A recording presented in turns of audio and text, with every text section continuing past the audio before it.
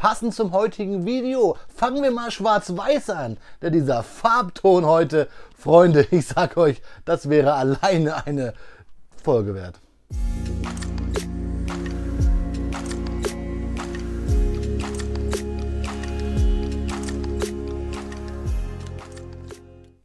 Willkommen in der Noppenklötzchenscheune.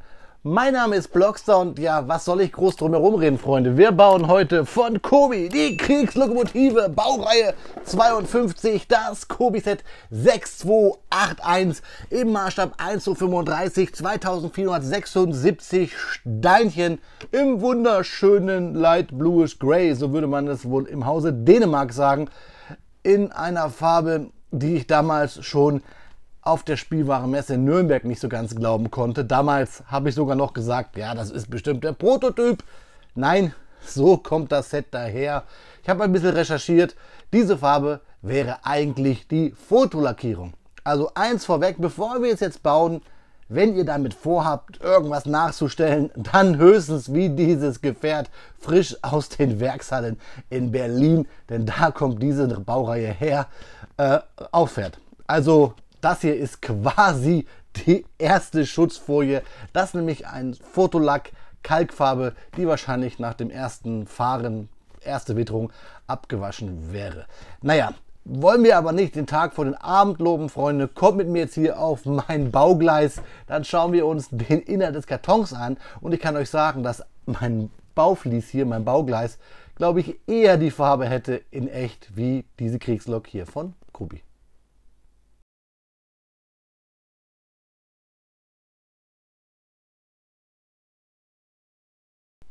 Ja, Freunde, hier haben wir nun die vierte Lokomotive von Kobi auf dem Bautisch nach der 6280 und der 6282, die ja beides die gleiche waren, die Baureihe 52 bzw. TY2 mit Tender, einmal in der Executive und einmal normal, und der 6283, auch Baureihe 52 TY2 ohne Tender, haben wir jetzt die vierte, die 6281.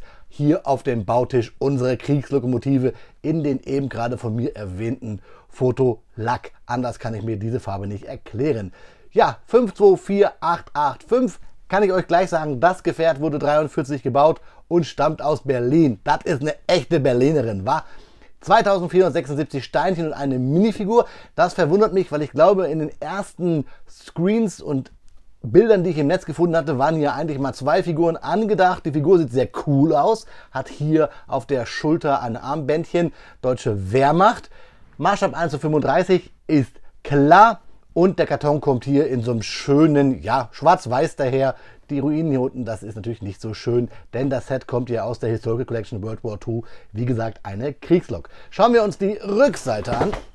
Dann sehen wir nämlich, das Ganze wird 41 cm lang, wie auch die anderen Lokomotiven, wie zum Beispiel die ja bei mir oben auf dem Regal steht. Ich verlinke euch natürlich hier beide Bauvideos, die ich schon zu den Kobi-Lokomotiven gemacht habe, auf dem i oben in der Ecke.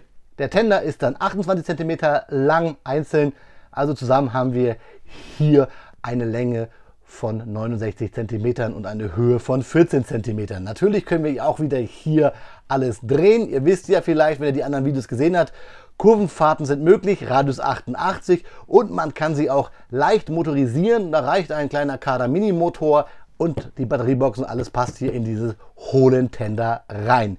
Gleise sind auch wieder dabei, die gefallen mir. Es müssten 3 an der Zahl sein, diese schönen, oder 4, diese schönen Kobi-Gleise. Und wir können auch wieder den Deckel abnehmen und haben hier auch wieder drehbare Fahrkränze. Die Fakten bekommt ihr natürlich von mir wieder geliefert während der Videos oder dieses Videos. Und hier haben wir noch einmal die Kriegslokomotive im Original. Und hier steht German Train Driver Eastern Front. Also ein Lokomotivführer von der Ostfront. Ja, drehen wir den Karton noch mal gen Osten und schleudern mal raus, was sich hier drinnen verbirgt. Ja, Freunde, da haben wir den Inhalt auf den Bautisch geschmissen. Ich kann euch sagen, es sind 3 Anleitungen, das weiß ich aus Erfahrung. Wir haben hier 4 Gleise versteckt unter den Tüten. Ach halt, sind sogar 5. Heidenei, das finde ich ja cool. Und wir müssten 7 Bautüten haben. 1, 7, 4, 5, 6, 2 und 3 hat der Papa Blockstar recht gehabt. Wie gesagt, 3 Anleitungen. Die erste und die zweite sind für die Lokomotive. Die dritte ist für den Tender. Das ganze Set seht ihr ab 10 Jahren. Und wir haben hier auch wieder den Löwen, Captain Planet, einer Mann, der Blitze schießt, und die traurige Zwiebel. Natürlich haben wir hier nur Drucke, die man wahrscheinlich schwer erkennen kann auf diesem grauen, das weiß gedruckte, und Anleitung und alles natürlich in der EU gemacht. Richtig cool. Schauen wir uns mal an kurz die Anleitungen. Einfach mal die Rückseite, weil da ist Werbung. Bisschen uns den Mund wässrig machen. Habt ihr von mir schon gesehen? Generell viele Sets hier habe ich schon gebaut. Findet ihr auf dem Kobi-Playlist, auf der Kobi-Playlist, oben auf dem i. Wie bauen wir mit Kobi? Ganz einfach. Ihr seht schon hier Tüte 1 und 2 für die Lokomotive. 3, 4, 5 auch. Und 6, 7, das müsste der Tender sein. Aber so baut ihr weg. Also die 3 Tüten für Anleitung 2, die 2 für 3 und die ersten beiden für Tüte 1. Wir greifen uns also dann die Tüte 1, reißen sie auf, bauen drauf los. Der erste Schritt ist farblich. Das, was wir bauen, ist generell farblich. Der Schritt davor halt dann wieder ausgegraut. Wir sehen in diesen Rechtecken, was wir brauchen, haben eine Anlegehilfe und generell weisen uns Pfeile den Weg. Diesmal haben wir ja kein 2 in 1 Set, so dass wir am Ende der Anleitung sagen können, Anleitung 3, dass wir wahrscheinlich hier mit dem Baustep 504 komplett fertig sind mit unserer Kriegslok. Hier haben wir dann die Figur, die wir zusammengebaut bekommen. Hier als Anleitung noch einmal sogar auch alles mit Teileanzahl, also Teilenummer von Kobi, damit, wenn euch ein Teil fehlt, auf den ersten Seiten seht ihr nämlich die Teileübersicht, hier das Teil reklamieren könnt. Freunde, ich möchte dieses wunderschöne Gefährt, nennen wir es mal nicht 50 Shades of Grey, nennen wir es einfach nur ein Shade of Grey, nämlich diesen hellgrauton, jetzt endlich für euch bauen. Es dauert ein paar Stunden, da habe ich aber Bock drauf. Ich wünsche euch viel Spaß bei den Fakten rund um die Kriegslokomotive und mir viel Spaß beim Bauen.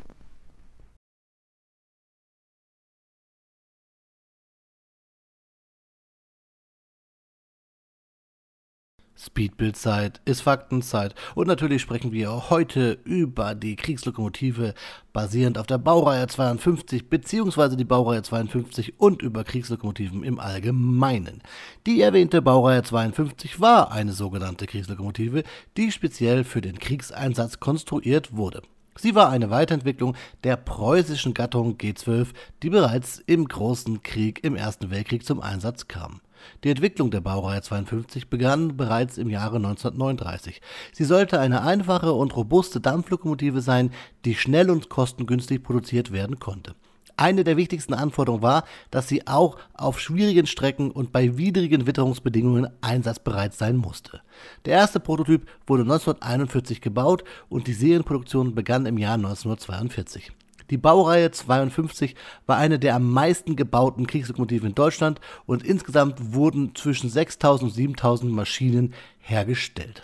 Die Baureihe 52 wurde hauptsächlich für den Güterverkehr eingesetzt und war in der Lage, schwere Lasten über lange Strecken zu transportieren.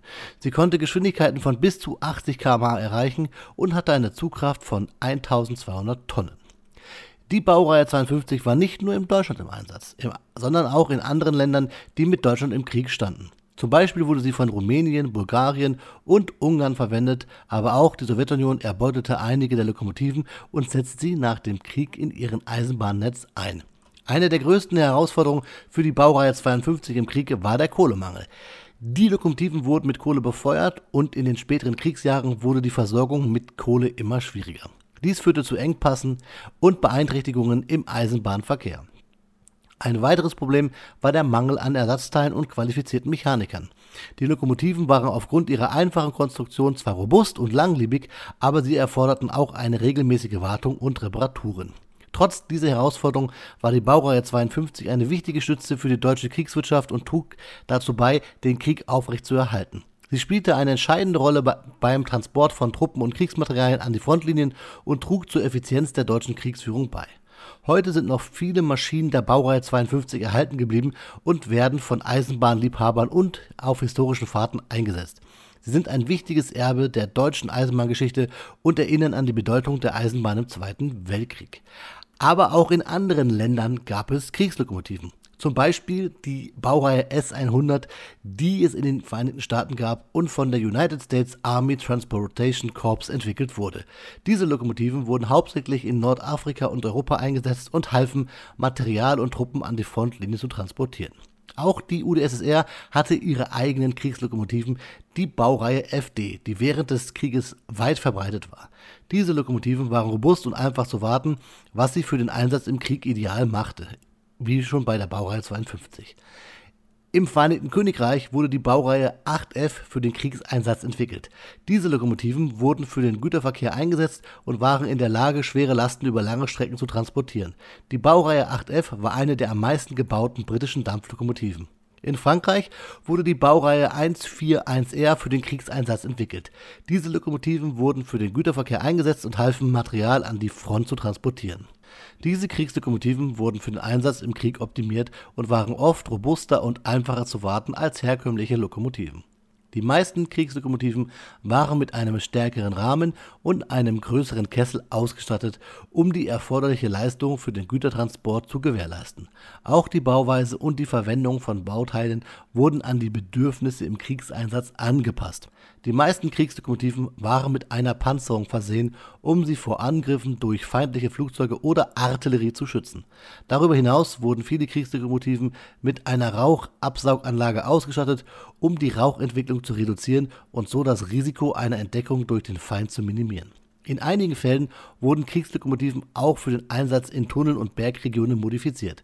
Die Baureihe 52 war zum Beispiel für den Einsatz in Gebirgsregionen wie den Alpen und dem Balkan vorgesehen und wurde mit einer besonderen Heizungsanlage ausgestattet, um die Leistungsfähigkeit in größeren Höhen zu erhöhen.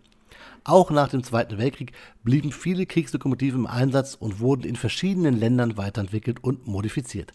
Einige wurden für den Einsatz im zivilen Güterverkehr verwendet, während andere für den Einsatz im Bauwesen oder in Industrieunternehmen umgebaut wurden.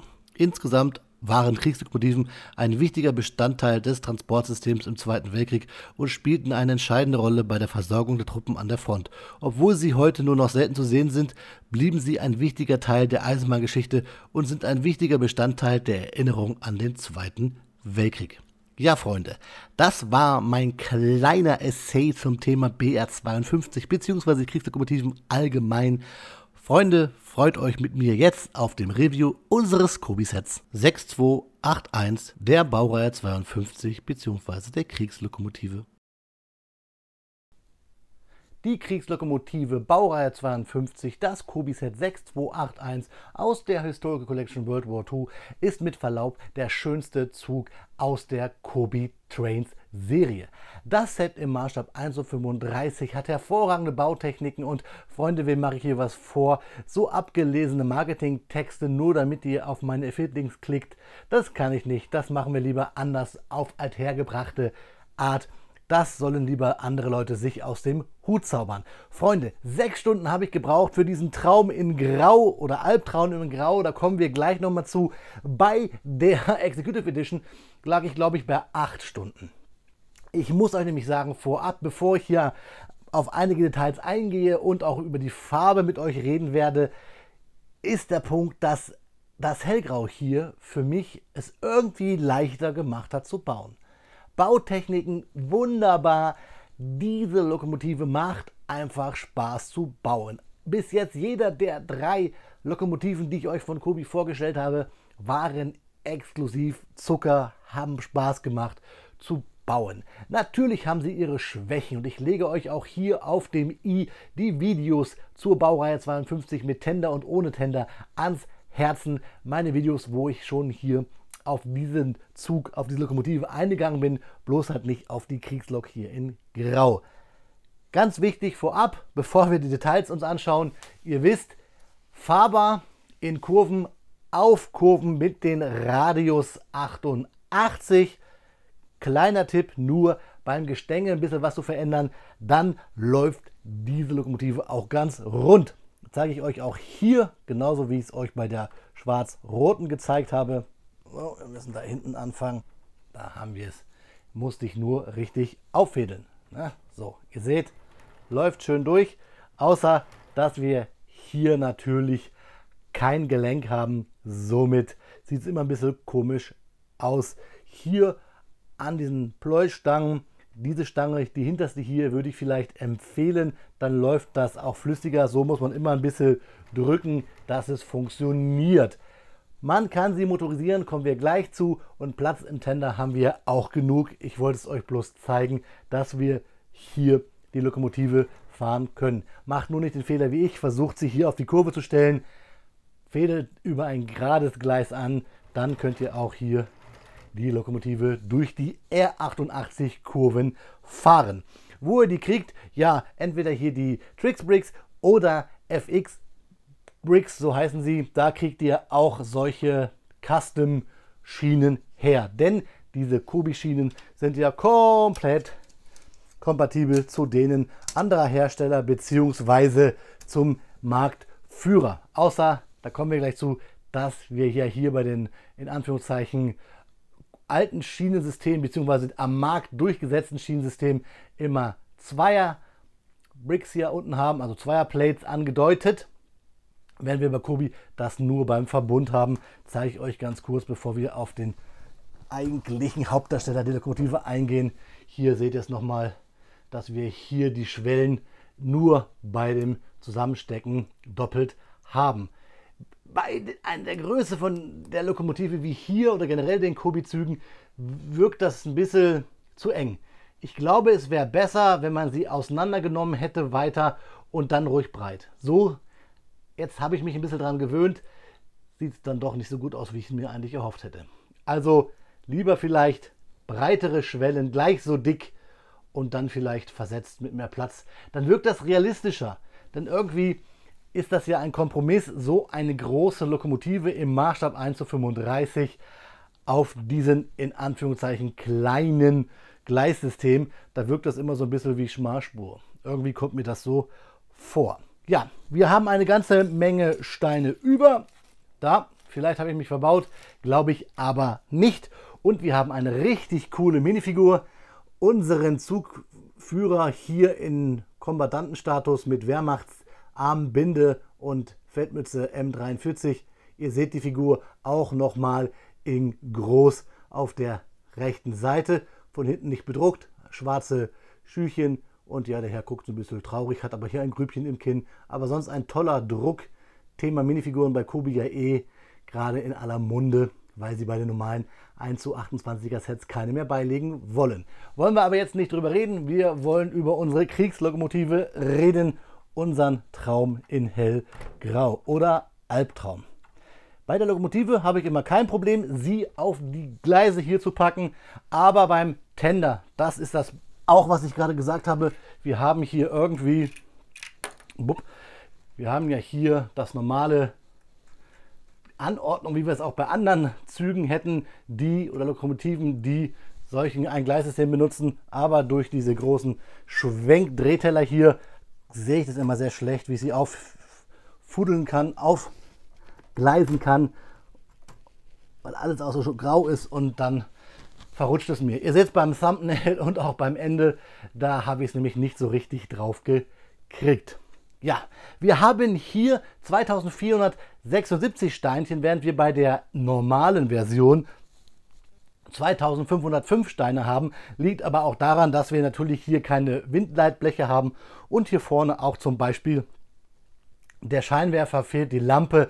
Sonst sind diese beide eigentlich identisch. Natürlich bei der Executive Edition haben wir noch so ein gebautes Display, Schildchen unten drunter, Plates, wo die Gleise drauf stehen. Also, was mir hier wirklich gut gefällt, ist, dass in diesem Grau die Drucke besser kommen an den Fenstern. Das ist ja eine Schwachstelle, dass man hier nicht es generell transparent genommen hat oder Fenster gleich mit Türen, aber mir gefällt das auf dem Grau irgendwie besser als auf dem Schwarz. Da sieht das ein bisschen komisch aus. Generell diese weißen Drucke sieht man kaum, machen aber trotzdem was her. Sind ein paar, nämlich hier an der Seite, am Tender und zeige euch gleich auch noch mal vorne auf dem Kessel sowie die Lampen. Der Tender ist von innen relativ hohl, was aber cool ist trotzdem bei aller Grau in Graulichkeit, so nenne ich es mal, dass wir trotzdem hier angedeutet die Kohlen haben. Wir haben hier den Druck, GW.log und Tender 129 Tonnen.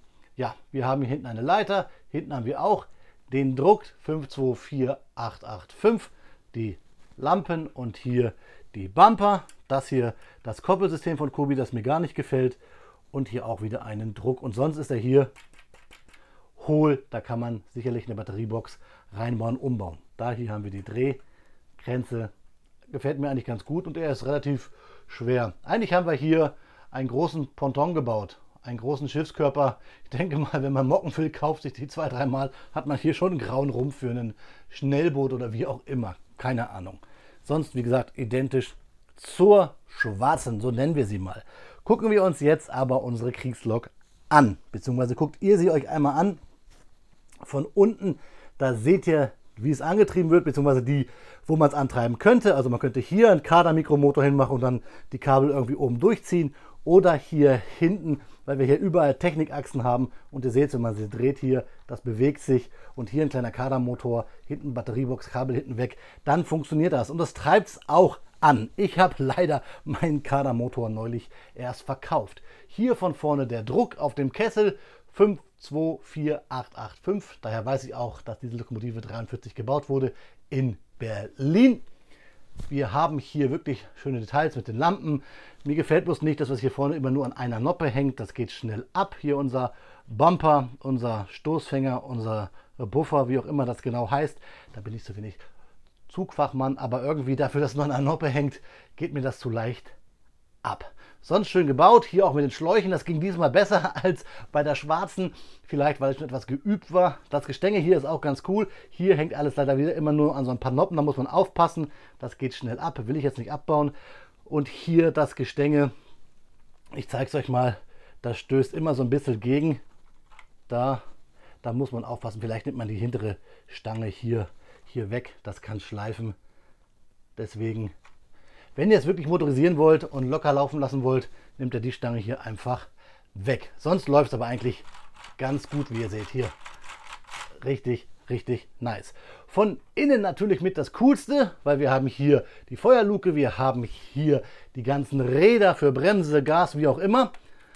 So, da fällt mir das Dach auseinander. Da seht ihr auch hier unsere ganzen Regler. Wenn wir die Feuerluke aufmachen, die hängt sehr labberig. Wartet mal.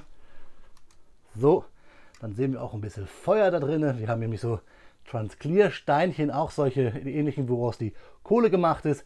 Was ein bisschen blöd ist, dass wir hier Sitze haben, denn ja, ich weiß gar nicht, ob sich da jemand hingesetzt hat. So, jetzt müssen wir hier noch das wieder dran machen. Das ist mir abgefallen. Ja, ein schöner Traum in Grau, den es so wohl nie gab, außer bei einer Museumslokomotive in Estland, in Haapsalu. Da gibt es wohl ein Eisenbahnmuseum und da gibt es viele Stockfotos und ich meine, da wird sich Kobi die Inspiration für diese Lokomotive geholt haben. Das ist nämlich eines der präsentesten Bilder, die man bei Google in der Bildersuche findet, wenn man Kriegslokomotive eingibt. Dabei hat diese Lokomotive dort in Finnland wohl nur einen extra Anstrich bekommen, angelehnt an den Fotolack, den diese Lokomotiven bekommen haben, damals, wenn sie ausgeliefert wurden, um bei Schwarz-Weiß-Bildern, denn früher waren die Bilder ja schwarz-weiß, besser auszusehen, gerade was die Kontraste angeht. Denn eigentlich waren die Farben mehr so, ja, Anthrazit, ich glaube Eisengrau oder Schwarzgrau, so hießen die. Und natürlich wurden sie auch je nach Lage und wo sie eingesetzt wurden, an welchem Frontteil, auch nochmal grün lackiert. Deswegen ist dieser Farbton hier eigentlich nicht der richtige. Was mir abgefallen ist, ist hier das Kopplungssystem für hinten. Das ist hier drin, denn mit diesem Stift hier koppeln wir, und das hakt immer, das seht ihr schon, koppeln wir den Tender an die Lokomotive an. Aber da wir das unten zumachen mit einem Bolzen, hakt das immer. Und deswegen lasse ich es einfach weg. Das gefällt mir nicht. Und aufgleisen tue ich es jetzt auch nicht, weil es bei mir da immer ein bisschen hakt. Da brauche ich immer ein bisschen zu. Na doch, komm, wir machen. Für euch mache ich das. So. Aber wahrscheinlich, da braucht man ein bisschen Gefühl. So.